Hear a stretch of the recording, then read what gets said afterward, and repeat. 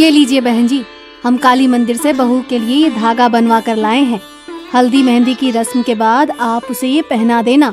हमारे राजस्थान में ये मान्यता है कि कच्ची हल्दी की महक दुल्हन को कमजोर करती है। आप इस बात का ख्याल रखना। हल्दी की रस्म के बाद घर से बाहर न जाने देना बहू रानी को। आप चिंता मत कीजिए बहन जी, हम आज ही मेघा को ये धागा बांध देंगे। किसी की बुरी नजर नहीं पड़ेगी उस पर। आपकी अमानत बनकर रहेगी अब वो 5 दिन के लिए।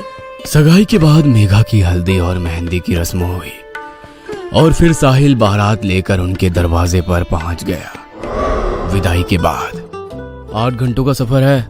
अपने साथ सभी जरूरी चीजें रख ली थी ना तुमने? सबसे पहले हमारी पुश्तैनी हवेली में तुम्हारा गृह प्रवेश होगा। वहां पर कुछ दिन रहकर रस्में पूरी करनी है। उसके बाद अपने जयपुर वाले घर लौट आएंगे हम सब।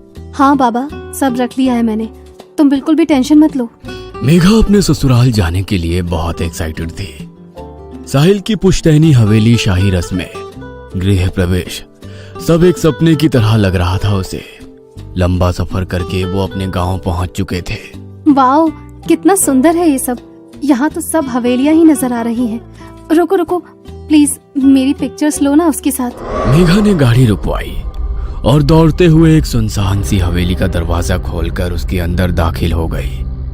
मेघा के उस सुनसान हवेली के आंगन में पैर रखते ही पीपल के पेड़ पर बैठे सैकड़ों चमगादड़ एक साथ आसमान की ओर उड़ गए और बाहर आंगन में लगा झूला एकाएक खुद से ही हिलना शुरू हो गया। क्या करती हो तुम? ऐसे कहीं भी नहीं चले जाते हैं। भूलो मत, तुम नई दुल्हन हो और ये हवेली नहीं खंडहर है। कोई नहीं रहता यहाँ। आगे से यहाँ आना नहीं इधर। अभी चलो। क्या हुआ? भूत देख लिया क्या तुमने? ऐसे क्यों रिएक्ट कर रहे हो? अरे बाबा, बस एक फोटो ही तो क्लिक करवाना चाह रही थी मैं। प्लीज लो ना। मेघा को जिद पर अड़ा देखकर साहिल कैमरे से उसकी एक फोटो क्लिक कर देता है और उसे लेकर गाड़ी में बैठ जाता है और गाड़ी उसकी हवेली की ओर चल पड़ती है। राशि, जल्दी से फूलों के थाल, आरती और कलश लेकर आओ, बहू रानी आ गई हैं। साहिल की माँ मालिनी बहू मेघा का जोरदार स्वागत करती है और उसे कलश पैरों से नीचे गिराकर घर में प्रवेश करने को कहती है।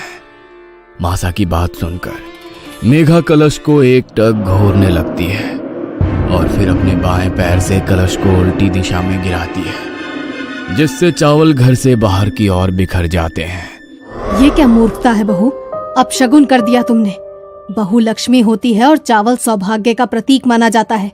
इसीलिए कलश को दाएं पैर से अंदर की ओर गिराते हैं ताकि लक्ष्मी घर में सौभाग्य लेकर प्रवेश करे। और तुमने घर की सुख समृद्धि को बाहर का रास्ता दिखा दिया। ऐसे उल्टी दिशा में कलश कौन गिराता है? अब मासा, जाने दो ना, गलती से हो गया इससे। ऐसी गलती कोई जानबूझकर थोड़ी करेगी। ये लंबा सफर करके थक गई है, इसे आदत नहीं है ना लंबे सफर की। साहिल के बचाव करने पर मासा चुप हो गई थी, लेकिन साहिल के साथ कमरे में अंदर जाते समय मेघा का मालिनी को देखकर मुस्कुराना उसे बहुत अखर गया था। जिस तरह से मुझे टेढ़ी नजरों से देखते हुए ये लड़की मुस्कुराते हुए अपने कमरे में गई है, इसे देखकर साफ पता चलता है इसने वो कलश गलती से नहीं बल्कि जानबूझकर ऐसे गिराया है। लेकिन बहू ऐसा क्यों करेगी? रह रहकर मालिनी के मन में बार बार बहू मेघा की वो रहस्यमयी सी हंसी और कलश का गिराना घूम रहा था। अगले दिन सुबह, साहिल, तुम जाकर पंडित जी को लेकर आओ, कुछ रस्में करानी है और बहू को कहना जल्दी से तैयार हो जाए। साहिल मेघा को तैयार होने के लिए कहकर पंडित जी को बुलाने चला जाता है। अरे मैंने साहिल से कहा था कि बहू को जल्दी तैयार होने को कहो, और यहाँ 2 घंटे बीतने जा रहे हैं लेकिन बहू अभी तक कमरे से बाहर नहीं आई। मालिनी बहू के कमरे के दरवाजे पर पहुंचकर ठिठक जाती है। अंदर से मेघा के खिलखिलाने की आवाज सुनाई दे रही थी। देखो, कोई आ जाएगा, अभी तुम जाओ। यहाँ हर समय कोई ना कोई मुझ पर नजर रखे रखता है। वैसे भी वो बुढ़िया बहुत घूरती है मुझे। ये साहिल तो घर से बाहर गया हुआ है, बहू बात किसके साथ कर रही है? मालिनी को कुछ समझ में नहीं आ रहा था। बिना कुछ सोचे वो दरवाजा खोलकर कमरे के अंदर दाखिल हो जाती है। अंदर कमरे में कोई नजर नहीं आ रहा था। पूरा कमरा खाली पड़ा हुआ था। अभी तो मुझे बातें करने की आवाज आ रही थी, इतनी जल्दी कहाँ गायब हो गई? मालिनी सोच ही रही थी कि तभी बाथरूम का दरवाजा खोलता है और मेघा अपनी साड़ी सही करती हुई बाहर आती है। अच्छा, तो अब ये दिखाने की कोशिश कर रही है कि ये बाथरूम में थी, लेकिन शायद उसे पता नहीं मैंने सब सुन लिया है। इससे सीधे सीधे पूछने का मतलब है ये साफ मना कर देगी। मुझे इस पर नजर रखनी होगी। मालिनी को बहू मेघा पर शक हो गया था और अब वो सारी बातें खुलकर जानना चाहती थी।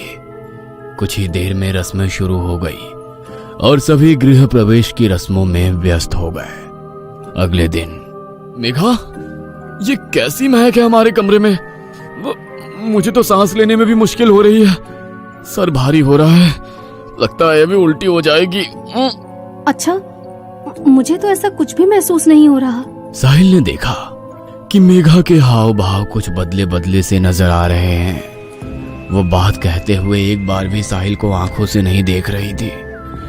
उसके चेहरे पर एक अजीब सी मुस्कान थी और वो लगातार अपनी लटों को उंगली में फंसाकर खुद में खोए हुए गुनगुना रही थी।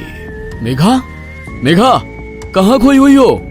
साहिल के जोर से पुकारने पर मानो मेघा होश में आ गई थी। अब कुछ हुआ क्या अभी? साहिल को मेघा कुछ असामान्य लग रही थी, लेकिन अभी उसने उससे कुछ नहीं कहा।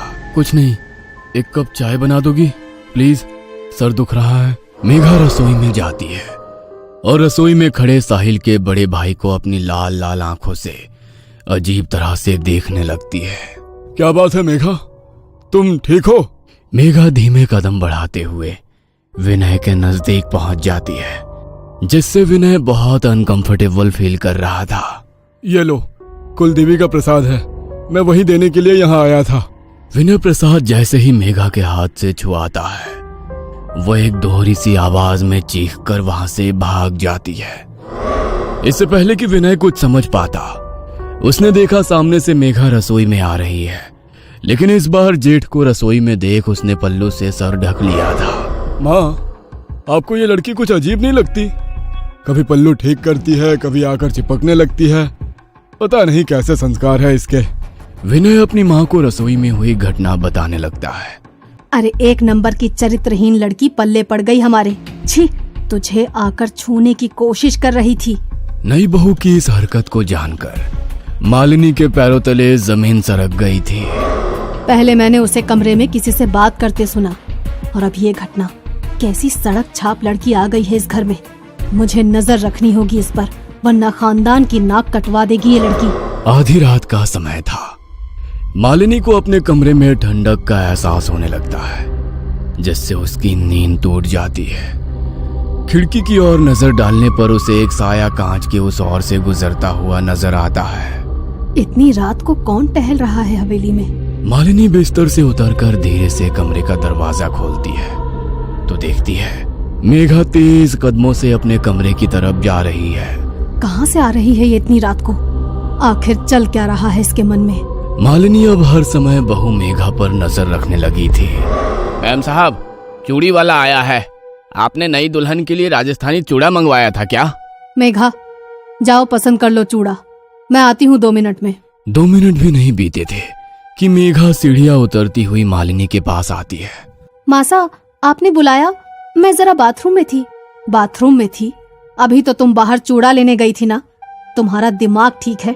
इतनी जल्दी तुम सीढ़ियों से ऊपर जाकर वापस नीचे कैसे आ गई? मैं तो अभी आ ही रही हूँ ऊपर से। कौन सा चूड़ा? मालिनी दौड़ते हुए बाहर आंगन की ओर जाती है, लेकिन वहाँ उसे कोई नजर नहीं आता। ये कैसे हो सकता है? अभी तो तुम बाहर निकली थी, फिर छत से कैसे आई? मुझे कुछ समझ नहीं आ रहा। उसी रात। माँ, मैं एक दोस्त की शादी में जा रहा हूँ, कल लौटूंगा, आप ख्याल रखना अपना। साहिल के जाने के कुछ देर बाद मालिनी को मेघा के कमरे से किसी की मर्दाना आवाज सुनाई देने लगती है। मालिनी बहू के कमरे का थोड़ा सा दरवाजा खोलकर अंदर झांक कर देखती है। अंदर का मंजर इतना डरावना था कि मालिनी के पांव अपनी जगह पर जम से गए थे। अंदर कमरे में सिर्फ मेघा थी और वो आराम कुर्सी पर दोनों पांव ऊपर करके सिमट कर बैठी हुई थी। कुर्सी लगातार जोर जोर से हिल रही थी।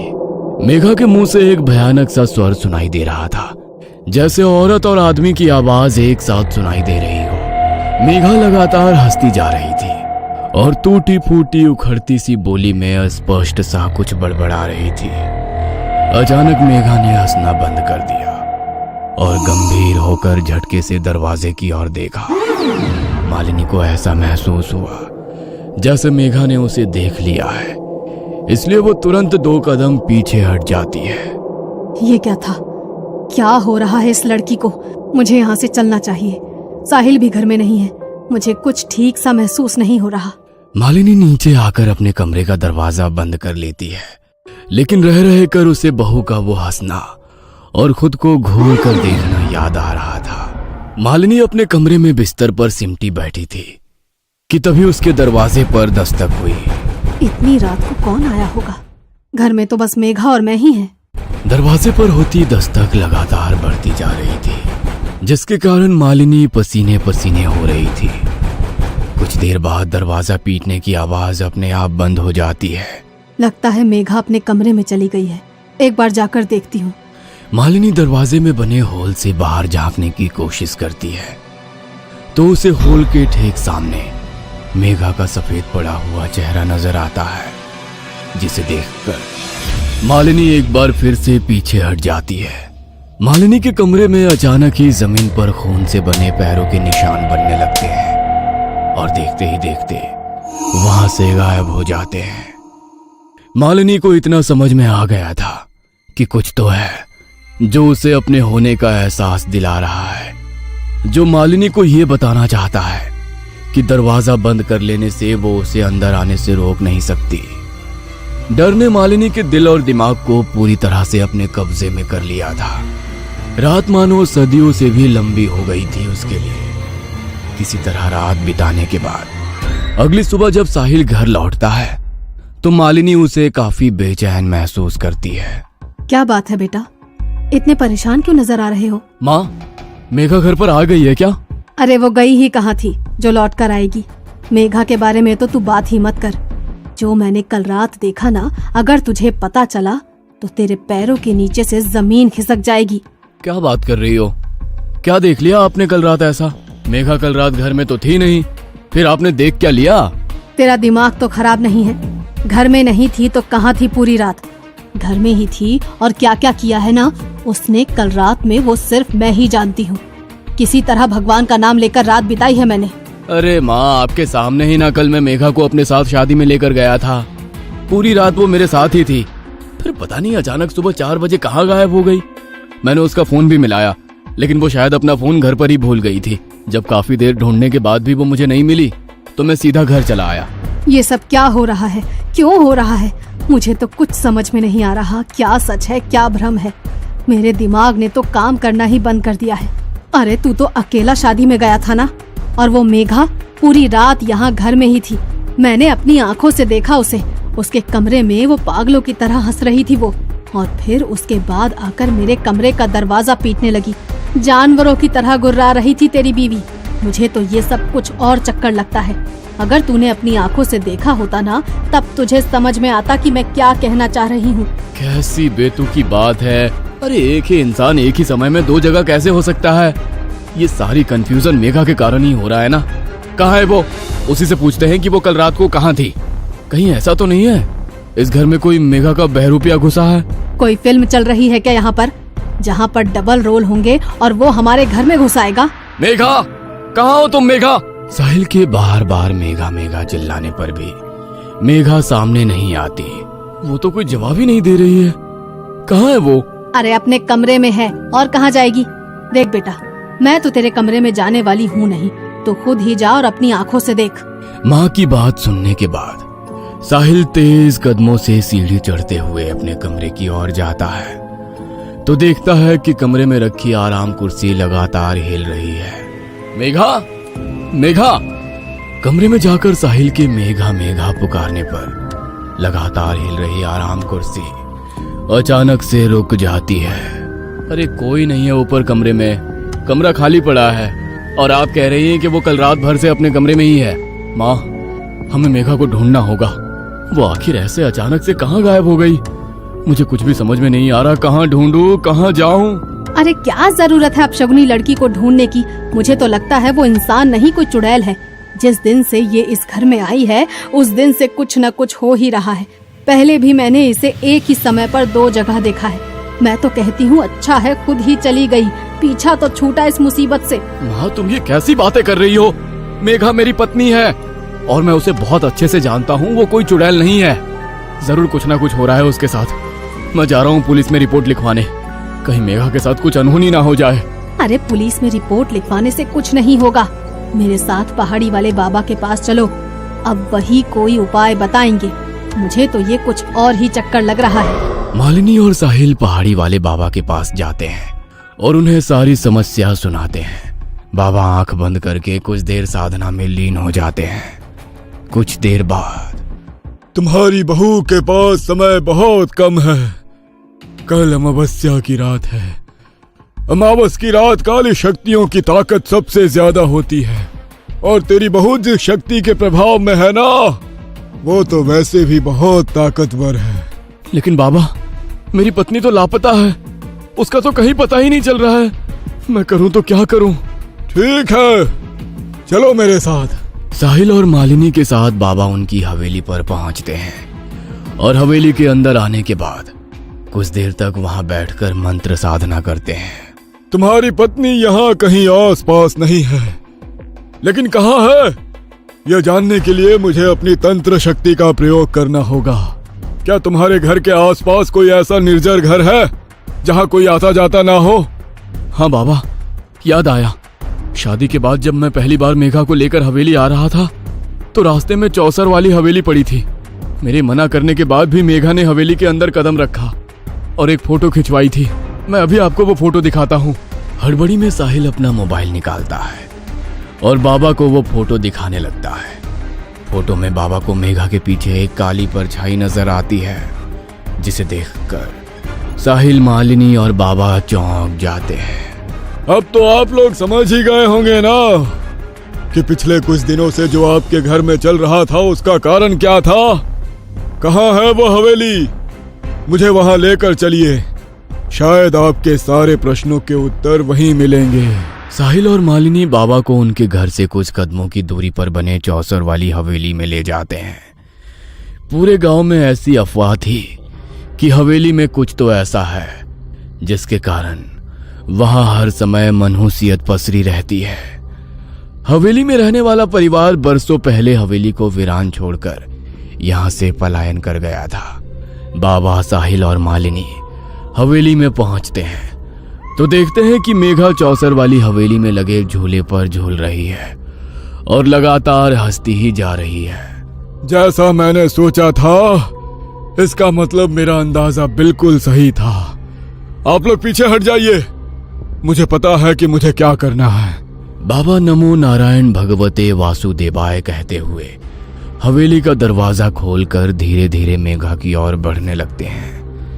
साथ में लाए हुए सिंदूर से वो झूला झूल रही मेघा के चारों ओर एक घेरा बनाते हैं और फिर मंत्र पढ़ते हुए लगातार पानी की छींटें उसकी ओर मारने लगते हैं। बाबा के लगातार मंत्र पढ़ते जाने के कारण मेघा जमीन में बैठकर जोर जोर से चिल्ला रही थी।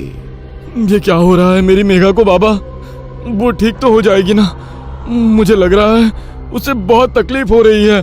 बाबा इशारे से साहिल को पीछे रहने के लिए कहते हैं और लगातार मंत्रों का जाप करते रहते हैं। कुछ देर के बाद मेघा निहाल होकर जमीन में गिर गई थी। बाबा इशारे से साहिल को मेघा को उठाने के लिए कहते हैं। साहिल गोद में उठाकर मेघा को हवेली से बाहर निकल आता है। मेघा के हवेली से बाहर आते ही बाबा हवेली के दरवाजे पर मंत्र पढ़ते हुए एक नक्शा सूत्र बांध देते हैं और एक धागा मेघा के गले में भी पहना देते हैं। आपकी पत्नी अब खतरे से बाहर है, लेकिन ध्यान रहे, मेघा तो क्या, गांव की कोई भी महिला इस हवेली के आसपास ना आने पाए। जानना नहीं चाहोगे कि आखिर तुम्हारी पत्नी के साथ क्या हुआ था? इस हवेली में एक शक्तिशाली जिन्न का साया है। आपका समय अच्छा था जो सही समय पर मैं आपको मिल गया, वरना बहुत बड़ा अनर्थ हो जाता। इतने दिनों से जो आप लोगों को भ्रमित करके भटक रहा था वो एक जिन्न था। जो आपकी बहू को अपने साथ ले जाना चाहता था। आप शायद जानते नहीं, जिन्न बहुत शक्तिशाली होते हैं। एक बार किसी के पीछे पड़ जाए तो फिर आसानी से उसका पीछा नहीं छोड़ते।